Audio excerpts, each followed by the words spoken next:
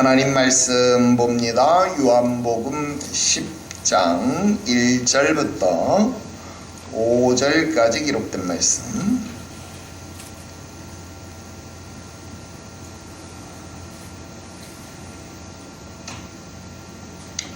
요한복음 10장 1절부터 5절까지 기록된 말씀 우리 함께 합독하겠습니다. 읽어요. 시작. 내가 진실로 너희에게 이르노니 문을 통하여 양의 우리에 들어가지 아니하고 다른 데로 넘어가는 자는 절도며 강도요 문으로 들어가는 이는 양의 목자라. 문지기는 그를 위하여 문을 열고 양은 그의 음성을 듣나니 그가 자기의 양의 이름을 각각 불러 인도하여 내느니라. 자기 양을 다 내어놓은 후에 앞서가면 양들이 그의 음성을 아는 고로 따라오되 타인의 음성은 알지 못하는 고로 타인을 따르지 아니하고 도리어 도망하느니라. 아멘. 할렐루야. 오늘 계속해서 철로역정 강독 해설 29번째 시간이 되겠습니다. 오늘은 지난 시간에 이어서 형식주의자와 위선자 두 번째 말씀을 드립니다. 우리 지난 시간에 읽기는 다 읽었습니다만 그래도 다시 내용을 살리기 위해서 여러분 교재 112페이지입니다. 112페이지 크리스천의 대화에서부터 읽기 시작하겠습니다. 왜 이 길이 입구에 있는 좁은 문으로 들어오지 않았어? 여기서부터 우리 뒤에 부분까지 쭉 읽고 중요한 부분 다시 강독해 드리도록 하겠습니다. 우리 여기서부터 한번 다시 읽고 보겠습니다. 읽겠습니다. 시작. 왜 이 길에 입구에 있는 좁은 문으로 들어오지 않았소? 문으로 들어오지 않고 다른 길로 들어오는 자는 도둑이요 강도라고 기록된 것을 모르시오. 우리 고장 사람들은 이 길로 들어오려고 좁은 문으로 가는 것은 너무 멀다고 여긴다오. 그래서 그들은 지름길을 만들었고 담을 넘어 들어오고 있어. 우리도 그들처럼 담을 넘어 들어온 것이요. 그러나 주의 도성에 불법 침입한 것으로 간주되지 않겠소. 따라서 계시된 주의 뜻을 어긴 것이 되지 않을까요? 그것에 대해서는 당신이 골치를 썩일 필요가 없습니다. 왜냐하면 우리 고장 사람들은 관습으로 그렇게 해왔으며 필요하다면 그것이 1000년 이상 행해져 왔다는 증거를 제시할 수도 있습니다. 그러나 당신들의 행동이 법정에서도 관습으로 인정될 수 있을까요? 1000년을 넘게 지켜온 관습이니 공평하신 재판장께서 합법적인 것으로 인정하시리라고 생각합니다. 뿐만 아니라 일단 우리가 이 길로 들어선 이상 무엇이 문제가 됩니까? 어디까지나 우리는 이 길에 들어선 것입니다. 우리가 알기에 당신은 문을 통과해 이 길에 있으며 우리도 담을 넘어서 이 길에 있는 것입니다. 당신의 상황이 우리보다 나은 점이 있습니까? 나는 하나님의 법을 따라 행하고 있지만 당신들은 자신들의 망상으로 무례히 행하고 있습니다. 당신들은 이 길의 주인에게 이미 도둑들로 간주되었습니다. 따라서 나는 당신들이 이 길의 목적지에서 진실한 사람들로 인정받는 것에 대해 의심합니다. 당신들은 하나님의 지시 없이 스스로 이 길로 들어왔습니다. 그리고 하나님의 자비 없이 스스로 이 길에서 떠날 것입니다. 이 말에 대해서 그들은 아무런 대답을 하지 않았다. 다만 크리스천에게 자신의 일에나 신경 쓰라고 말했다. 그때 내가 꿈속에서 보니 그들은 서로 대화 없이 각자 자신의 길을 가고 있었다. 조금 후에 두 사람은 크리스천에게 율법과 의식에 대해서 말했다. 두 사람은 크리스천이 행하는 만큼 율법과 의식들을 성실히 지킨다고 생각했다. 따라서 두 사람은 우리가 보기에 당신과 우리 사이에 차이점이 없습니다. 다만 당신이 입고 있는 겉옷만이 다른데 그 옷은 당신의 이웃이 벌거벗은 당신의 수치를 가려주기 위해 준 것 같습니다. 라고 말했다. 좁은 문으로 들어오지 않은 당신들은 율법과 의식들로 구원받을 수 없습니다. 내가 걸치고 있는 이 겉옷은 내가 가고 있는 곳에 주인 되시는 분이 당신들의 말한 대로 내 벗은 몸을 가려주시려고 저에게 주신 것입니다.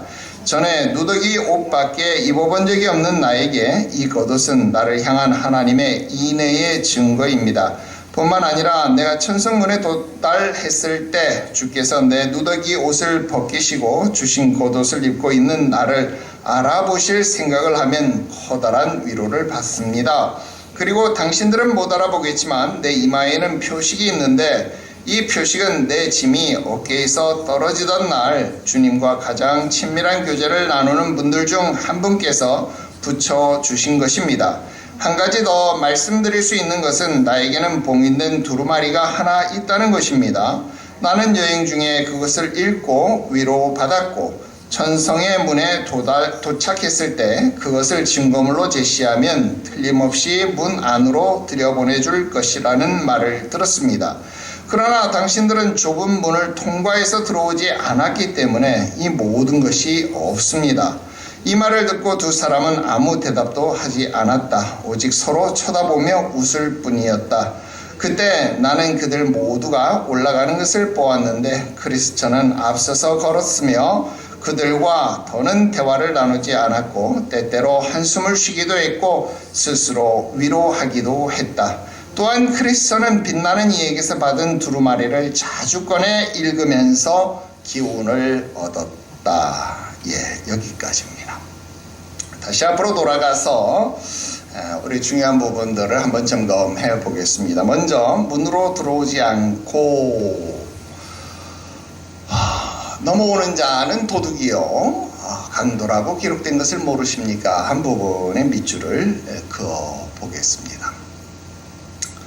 자, 지금 이 크리스천이 이 정당하지 않은 방법으로 이 길에 들어선 이 사람, 이 형식주의자, 이 위선자들을 향해서 마치 도둑, 강도와 같은 지위가 된 것이다 라고 이야기를 하고 있습니다. 그 말은 도둑, 강도, 이 무슨 말입니까? 범죄자, 범법자 이런 말 아닙니까? 그러니까 당신들에게 지금 필요한 것은 이 순례의 길을 향해서 걸어가는 것이 아니라 지금 당신들에게 필요한 것은 십자가의 체험, 즉 그러니까 십자가 앞으로 돌아가서 회개의 모습이 필요하다라고 하는 것을 깨우쳐 주기 위해서 이야기를 하고 있는 것이다 라는 겁니다. 도둑이다, 강도다 라고 하는 겁니다. 즉 너 자신을 알라, 우리 소크라테스의 말 아니라 할지라도 자기 자신의 본질에 대해서 이야기하는 것이죠. 여러분, 오늘날 우리 자신의 정체, 그러니까 구원받기 이전의 인간의 상태는 무엇입니까? 바로 죄인된 우리 자신에 대해서 깨닫는 것이다라는. 여러분, 우리가 어떤 자입니까? 바로 죄인의 신분이었다라는. 우리가 다 도둑이요 강도의 모습이었다라고 하는 것입니다. 그렇기 때문에 오늘 우리에게 필요한 것이 무엇입니까? 십자가 앞에 나아가서 회개하는 것이 제일로 필요한 것이다 라는 겁니다. 자, 그런데도 불구하고 이런 이 구원으로의 초대, 구원으로의 이야기, 전도의 길을 이들은 외면합니다. 그리고 그들은 뭐라고 말하냐? 이렇게 넘어오는 것, 그 좁은 길로 여러분 회개하는 일이 쉬운 일 아니죠. 그러니까 우리 지난 시간에 잠깐 이야기했지만 그 길은 왕의 대로였는데 청함을 받은 사람이 많지만 택함을 받은 사람은 적다는 거예요. 그러니까 많은 사람에게 이 복음이 들려지지만 정작 그 십자가의 경험을 하는 사람은, 정작 그 십자가의 체험을 하는 사람은 적기 때문에 그 길은 좁은 길이 되었다는 거예요. 무슨 말인지 알죠? 분명 그 길은 왕의 대로라고 이야기를 했는데, 여러분, 양쪽의 담장은 구원이라고 하는 담장, 그 구원의 담장이 있는 길은 왕의 대로, 아주 큰 길이었는데, 넓은 길이었는데, 넓은 문이었는데 청함을 받은 사람이 많았지만 그 길은 좁은 길이 되었다라는. 그래서 사람들이 거기로 가지 않고 어디로 갑니까? 이 대로로 넘어가기 위해서 사람들이 왼쪽 담장을 넘어갔다 이 말이에요. 그래서 여러분 그것을 뭐라고 불렀는가? 이 사람들은 그것을 관습, 우리 지난 시간에 이야기했죠. 습관, 관습 뭐 이렇게 이야기를 했잖아요. 관습이다 그렇게 이야기합니다. 여러분 세상 사람들이 다 하는 관습이라고 하면, 여러분 세상 사람들이 다 하는 조류라고 한다면, 대세라고 한다면 여러분 그걸 다 허용합니까? 그것을 다 따라가면 되는 겁니까? 여러분 세상이 그렇게 변했으니까 교회도 그렇게 변해야 된다. 여러분 그건 맞는 말 같죠? 여러분 변해야 하는 것이 있지만 변해서는 안 되는 것이 있습니다. 여러분 시대를 따라서, 세상을 따라서, 조류를 따라서 여러분 바뀌어야 할 것들이 있을 수 있습니다. 여러분 지금 시대에 다 불편하게 갓 쓰고 도포 입고 여러분 족두리 차고 여러분 그렇게 하고 시집 장가 가고 여러분 그렇게 하고 다녀야 됩니까? 수염 기르고 그렇게 다녀야 됩니까? 가마 타고 다녀야 됩니까? 그럴 필요는 없지요. 분명히 간편하게 바뀌고 살아갈 수 있다라는, 그러나 여러분 사람이 살아가는 데 있어서 절대로 바뀌지 말아야 할 내용도 있다라고 하는 겁니다. 여러분 세상이 변했으니까 교회도 변해야 된다? 예, 교회도 변해야 될 내용들이 있습니다. 그러나 여러분 교회의 외형이 달라질 수 있고 교회의 의자가 달라질 수 있고 교회의 성구가 달라질 수 있고 여러분 이러한 것들이 달라질 수 있을지 몰라도 여러분 교회에서 외치는 복음이, 구원의 진리가 바뀔 수는 없다라고 하는 겁니다. 더군다나 그들은 이것을 1000년 이상 그렇게 행해왔다라는 거예요. 여러분 여기서 1000년 다 알고 있지만 무슨 말입니까? 중세 로마 가톨릭이 1000년 이상 그렇게 해왔다 그 말 아닙니까? 여러분 로마 가톨릭이 1000년 이상 그렇게 해왔으니까 개신교도 그것을 따라서 해야 된다라는 뜻입니까? 아니라는 거예요. 여러분 베드로가 초대 교황도 아니지만 여러분 초대 교황이 그렇게 했고 역대 교황들이 다 그렇게 했으니까 다 허용되는 겁니까?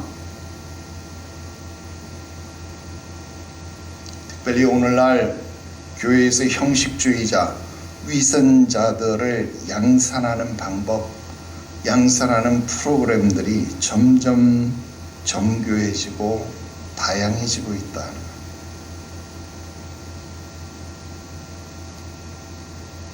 각종 집회, 간증, 시청각적인 방법들을 통해서 사람들의 심령, 영성이 변하는 것이 아니라 사람들의 감정만이 자극되어지고 있다는 거예요. 그럼 감정도 물론 터치가 돼야 되지요. 감정도 사용이 되어져야지요. 마음과 뜻과 정성을 다해서 주 너희 하나님을 사랑해야 되는 거니까요. 감정도 하나님을 사랑하는데 중요한 수단이 되어질 수 있습니다. 그러나 그것이 마치 전부인 것처럼 말해서는 안 된다는 거예요. 여러분 이런 것들은 일시적인 것으로 마치 그런 찬양을 부를 때 또는 그런 프로그램에 참석할 때에는 일시적으로 그리스도의 사랑을 체험하는 것 같고 그리스도의 용서를 체험하는 것 같고 또 심지어는 성령의 역사를 체험하는 것 같아 보일 수 있습니다. 하지만 그게 잠깐이더라 이 말입니다.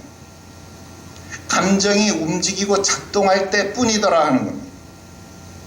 그러나 그 감정이 식어져 버리면 더 이상 지속되어지지 않더라 하는 거예요.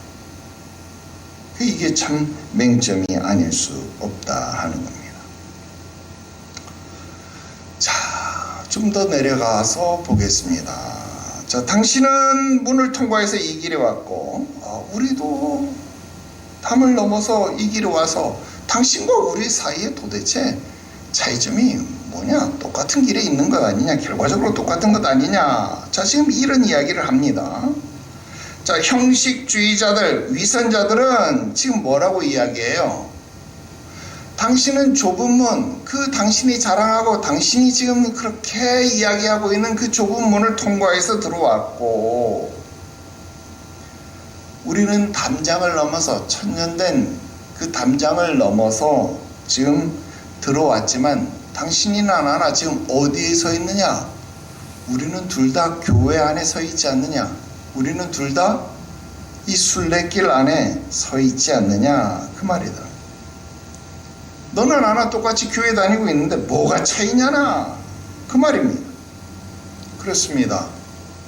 지금 당장은 차이가 나는 것처럼 보이지 않는다라는 거예요. 그래서 착각을 하는 겁니다. 그래서 성경에 기록된 경고를요, 사람들이 귓등으로도 듣지 않는 거예요. 하지만 이 말에는요, 굉장히 위험한 사상이 들어있는 겁니다.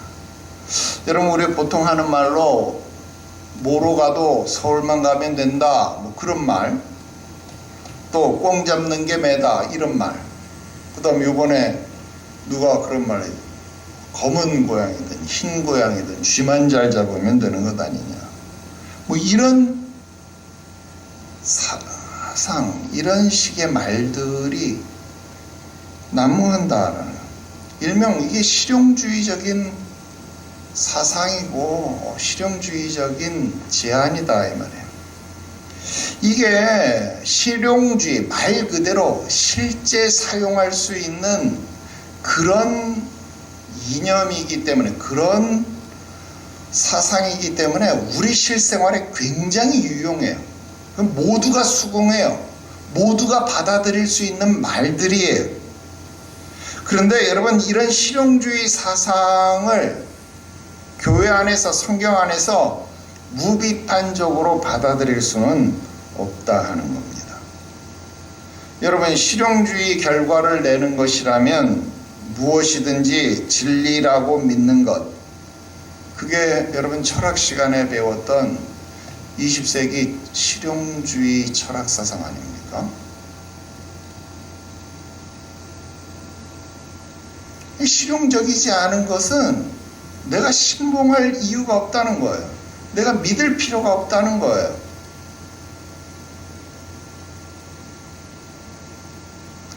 굉장히 인본주의 사상 중에서도 가장 지독한 인본주의 사상이 이 실용주의죠. 이 실용주의 철학이 꽃 피운 곳이 미국 아닙니까?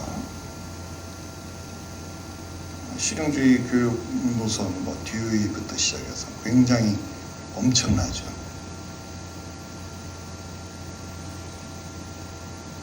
여러분, 좁은 문을 통해서 순례의 길에 들어선 것, 그렇게 고생하면서 좁은 문에 들어선 것, 너 고작 교회에서 집사, 장로, 권사하고 있지 않느냐? 야, 나 담장 넘어서 들어왔는데 나 교회에서 집사, 장로, 권사하고 있어. 똑같잖아, 너랑 나랑. 뭐가 차이인데? 그 말입니다. 자, 그것이 설사 옳게 보여도요, 그게 설사 옳게 보여도 여러분, 이것이 우리 입장에서 실용적인 것이지, 우리 입장에서 옳은 것이지, 이게 하나님 입장에서 옳은 것이 아니다라는 거예요. 왜 그러냐? 여러분, 실용주의의 가장 큰 맹점이 뭡니까? 그러니까 여러분, 철학도 철학적인 내용으로 깨뜨려야 돼요. 여러분, 실용주의의 맹점이 뭐냐면, 실용주의는 지금이라는, 그리고 여기라는 한계에 부딪혀 있다는 거예요. 지금 이 자리에서 실용적인 것만 받아들인다는 거예요. 지금 여기를 벗어나면 아닌 거예요. 여러분, 인간에게 있어서 지금 이 자리는 결과가 맞습니다. 너 그렇게 초등학교 때 공부 잘했지? 나 초등학교 때 놀고 막 그랬어. 근데 지금 야, 나이 50 넘어보니까 너나 나나 똑같은 아파트 살고 너나 나나 사는 거 비슷비슷한데 너 뭐하러 공부했니? 이 말이잖아요.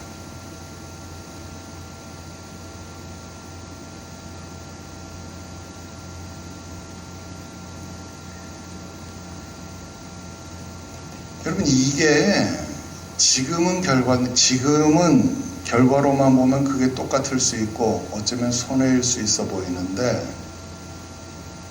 이게 우리의 시간으로는 그런데 우리의 시간이 70이고 간간하면 80이다는 게 맹점인 거예요.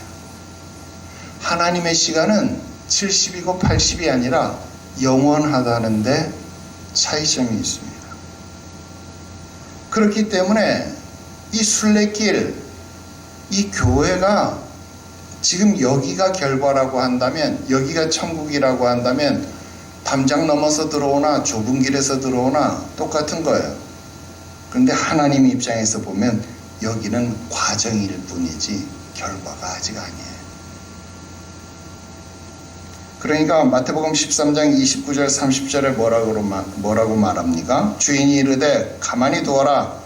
가라지를 뽑다가 곡식까지 뽑을까 염려하노라. 둘 다 추수 때까지 함께 자라게 두라. 추수 때에 내가 추수꾼들에게 말하기를 가라지는 먼저 거두어 불사르게 단으로 묶고 곡식은 모아 내 곡간에 넣으라 하리라 그랬습니다. 자, 불사르게 먼저 묶어라 가라지, 그리고 곡식은 모아 놓으라. 자, 추수날까지도요, 어쩌면 아직 최후의 날이 아닌 거예요. 죽을 때까지도 최후의 심판의 날이 아닌 거예요. 마지막 부활의 날에 한 사람은 영원한 생명이, 한 사람은 영원한 불못에 빠지는, 그때가 진짜 끝인 거예요. 그때가 마지막 결론인 거예요. 알곡은 곡간에 들이고 가라지는 불태우는 날, 그날이 최후 심판이다 라는 겁니다. 알곡과 가라지가 구분되는 것, 그게 최종 심판이 아니라는 거예요. 뒤에도 나오지만 이 형식주의자 위선자는요, 이 순례길을 끝까지 가지도 못해요. 바로 다음 단락에서 탈락하고 말아요. 그게 바로 그들의 운명이다 이 말입니다. 여러분, 우리는 밤나무 상수리 나무가 꺾이고 베일 때 우리가 상하고 우리가 다친 것으로 생각했다 이 말이에요. 근데 결과론적으로 보면 어때? 지금 이것도 중간 결과죠. 근데 우리는 자리를 지켰고, 우리는 지금 싹이 나고 있고, 우리는 지금 잎이 나고 있고, 우리는 지금 다시 열매를 맺어가고 있다 이 말이에요. 근데 지금 이 숲에서 지워진 건 누구냐 이 말입니다. 정작 이 숲에서, 이 주님의 교회의 숲에서 지워진 건 누구냐 이 말이에요. 그건 우리가 아니다 이 말입니다. 그걸 알아야 합니다.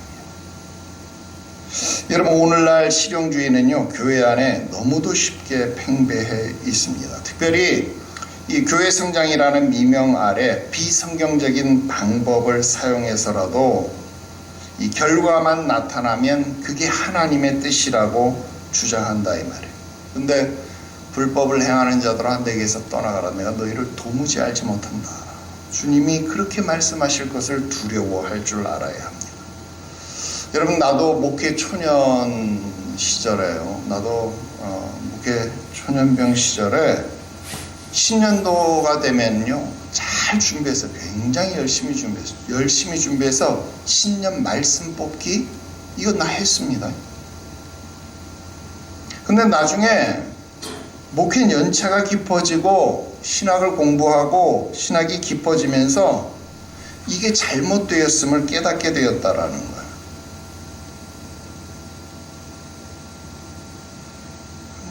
지금도 무수히 많은 교회에서 신년 말씀 뽑기를 해요. 근데 대부분 보면 여러분 목회 연차가 한 10년 미만 목회자이거나 아니면 정상적인 신학 교육을 받지 않은 그런 목회자들에게서 많이 나타납니다. 또 죄송합니다만 여자 목회자, 여성 목회자들이거나 아니면 기도 목회를 하시는 분들, 이런 분들에게서 뭐 신년 말씀 뽑기 운동 뭐 이런 거 많이들 합니다. 여러분 하나님 말씀을 그렇게 받습니까? 그렇게 받는 거 아닙니다. 만약 이 깔뱅이 살아나서 한국교회에 돌아본다면 뭐 분노해가지고 아마 징계 정죄하지 않겠습니까? 차라리 내가 여러분들에게 말하는 것처럼 그 차라리 신년 축복 신방 받으라 그 말 아닙니까? 목회자가 여러분들을 위해서 기도하고 준비하고 권면하는 그 말씀을 차라리 한 해 나에게 주시는 말씀으로 받고 한 해 동안 소망하고 기도하며 붙잡아서 그렇게 기도하라 그 말입니다. 그리고 그거보다 더 좋은 방법은 뭡니까? 매주일 강단에서 선포되어지는 말씀을 하나님이 나에게 주시는 음성으로 듣는 거예요. 그 말씀으로 듣는 거예요.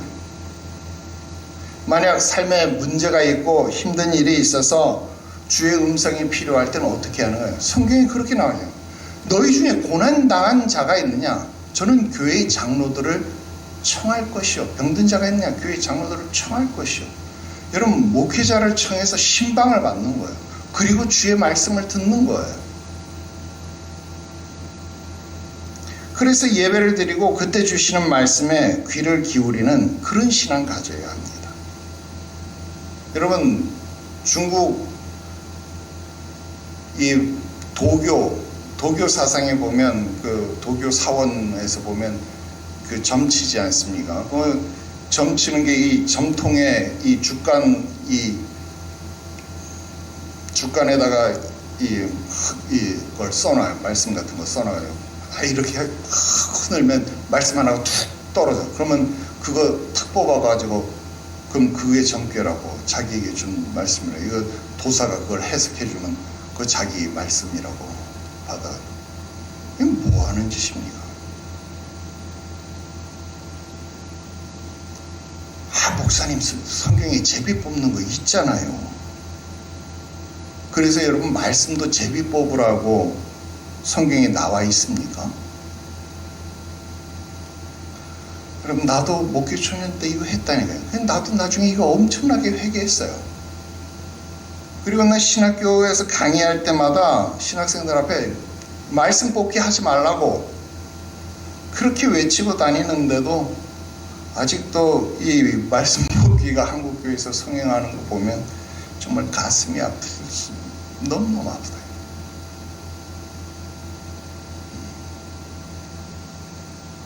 이런 일들이 얼마나 물론 하나님 말씀에 목마르고 얼마나 하나님의 뜻에 목말랐으면 그럴까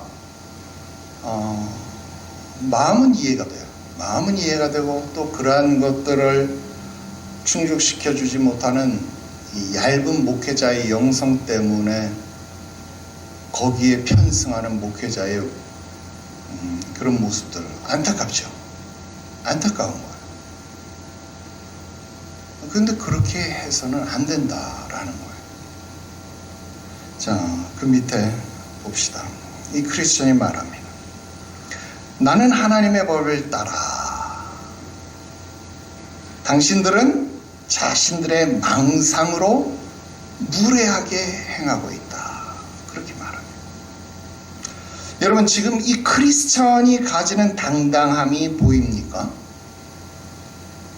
이게 구원의 확신이라고 말하는 겁니다.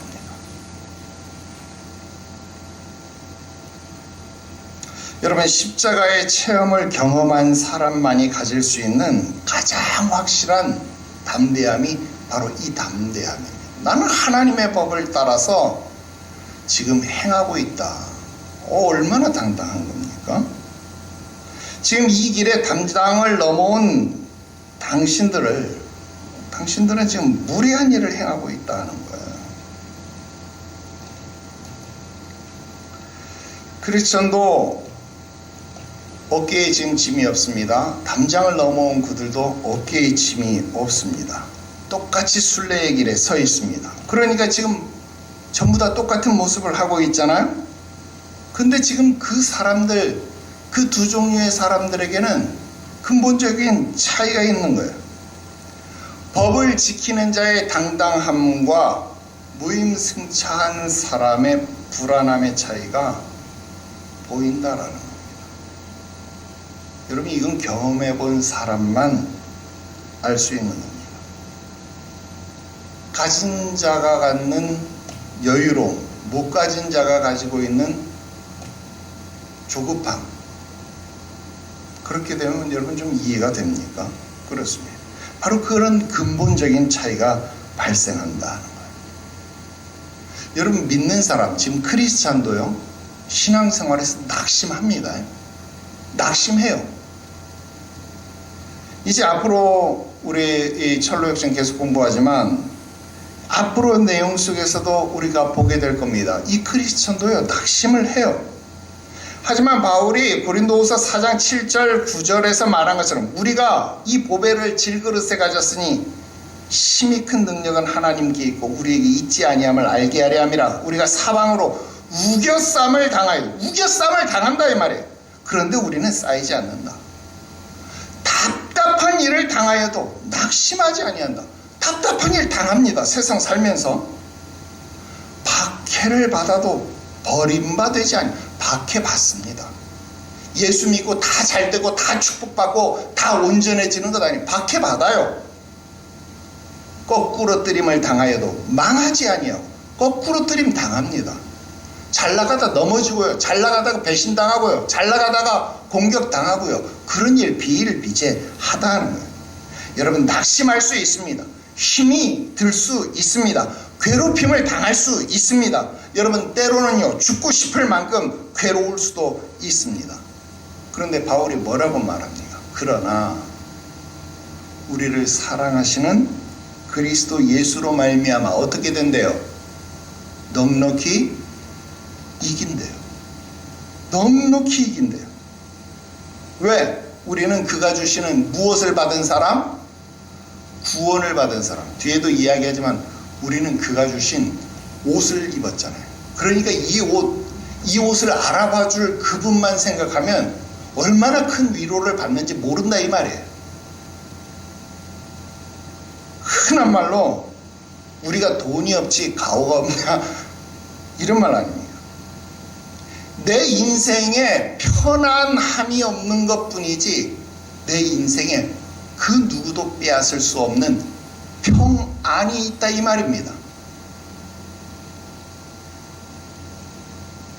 여러분, 세상이 나를 비웃을 수 없다 그 말입니다. 우리가 그런 존재다 이 말입니다. 왜? 우리는 좁은 문을 통과한 자들이기 때문에 그렇습니다. 그 당당함을 가질 수 있게 되시기를 주 예수의 이름으로 축원합니다. 자꾸 옆에서 이런 속된 표현으로 찝적대는 사람들 때문에 여러분 마음 상할 필요가 없습니다. 여러분, 적응교회에서 목회하고 내가 어디 가서 기죽는 거 봤어요?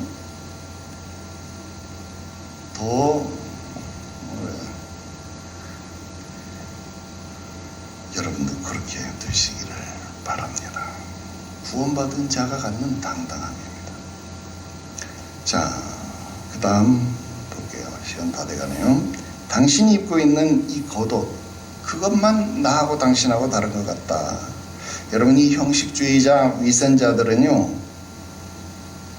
그들이 가지고 있는 이 총체적 무지, 총체적 무식함이 그대로 엿보이는 거예요. 당신하고 나하고 차이점은 이 겉옷밖에 없다라는 거예요. 근데 그 겉옷이 뭐냐? 당신에게 이 옷 준 거, 당신 벌거벗은 거 가리라고 준 것 같다. 그렇게 말하는 거예요. 예, 맞죠? 벌거벗은 거 가리라고 준 거 맞습니다. 근데 지금 이 크리스천이 입고 있는 이 옷은요, 그리스도의 의의 옷이죠. 십자가 체험을 했을 때 우리가 앞에서 본 것처럼 세 명의 빛나는 이가 와서 그 누더기 옷을 벗기고 입혀준 옷이었습니다. 그러니까 진짜 순례자라고 한다면, 진짜 좁은 문을 통과한 사람이라고 한다면 이 옷이 얼마나 귀한 것인지를 안다라는 거예요. 그러니까 이 옷의 가치를 알기 때문에 함부로 이 길을 벗어나지 않는다는 거예요. 함부로 이 길을 포기하지 않는다 이 말입니다. 그러나 이들은 그 십자가를 체험하지 않고 담을 넘어왔기 때문에 그 빛나는 생명을 만난 적이 없기 때문에 지금 이 옷의 정체를 모르는 거예요. 그러니까 단순히 수치를 가려주는 용도 정도로만 인식하고 있다 하는 거예요. 근데 크리스천은 뭐라고 말합니까? 이 옷은 증표다는 거예요. 왜?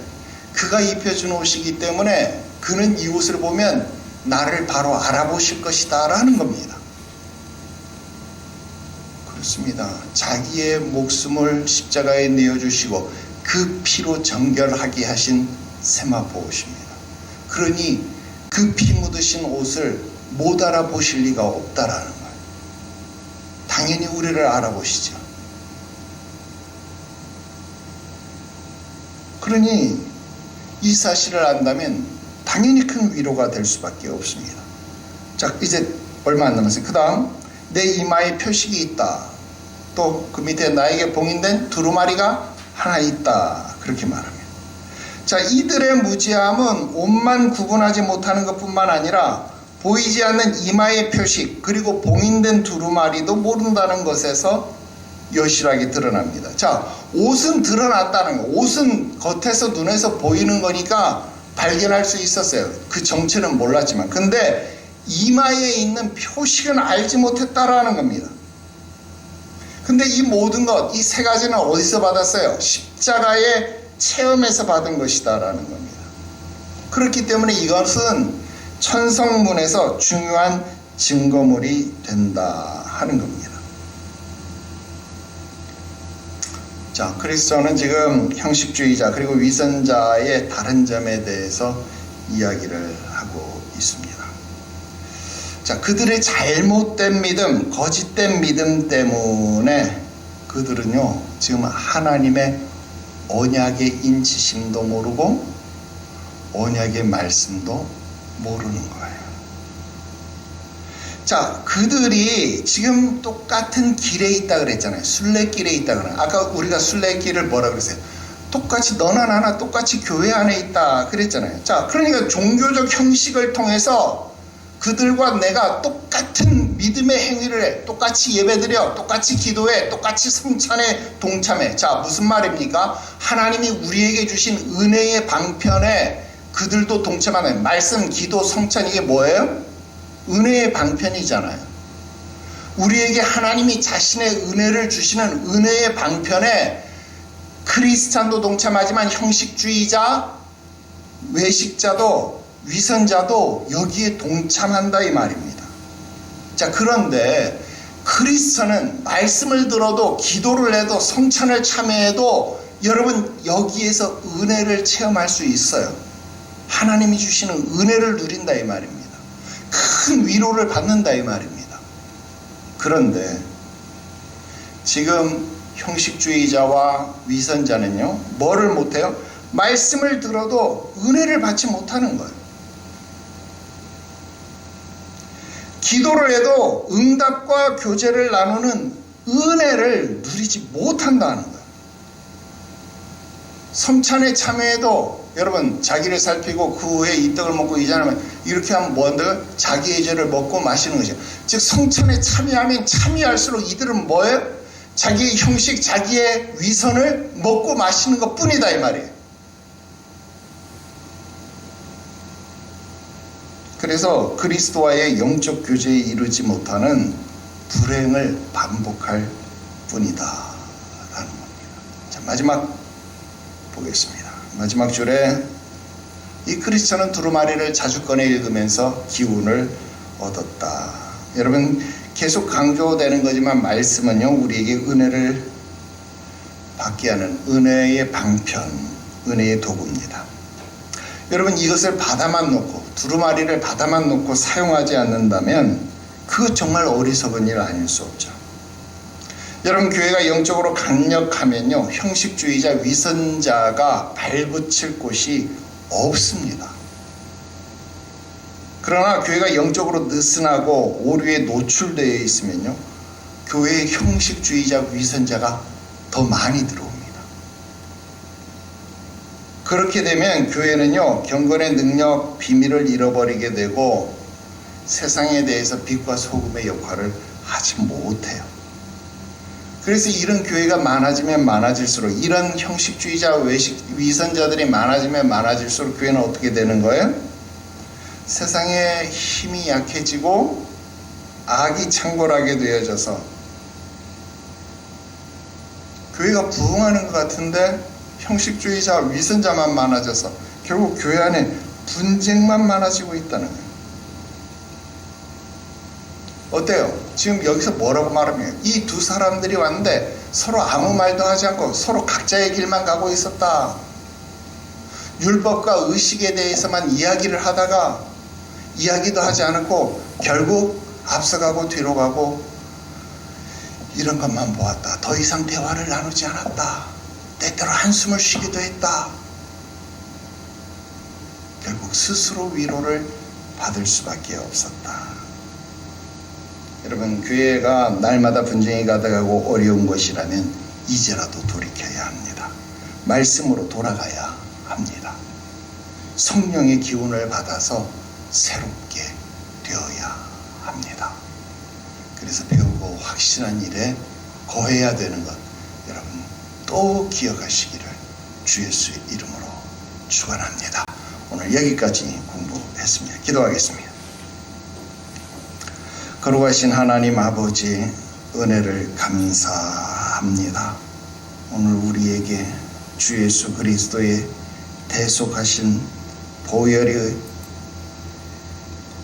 흘려진 의의 세마포 옷으로 입혀주시고 성령으로 인치시고 주의 말씀으로 깨닫게 하시는 것을 감사합니다. 세상과 바꿀 수 없는 이 구원의 은혜를 받았사오니 세상을 향하여 강하고 담대하게 하시옵소서. 비굴하지 않게 하시옵소서. 우리를 사랑하시는 그리스도 예수로 말미암아 능히 주님 이기신 세상을 우리도 이기게 하여 주시옵소서. 오늘 우리에게 주어진 좁은 길, 좁은 문의 은혜를 잘 감당하게 하시고 잘 지키는 주의 자녀들이 되게 하시옵소서. 거룩하신 구주 예수님의 이름으로 기도드리옵나이다. 아멘.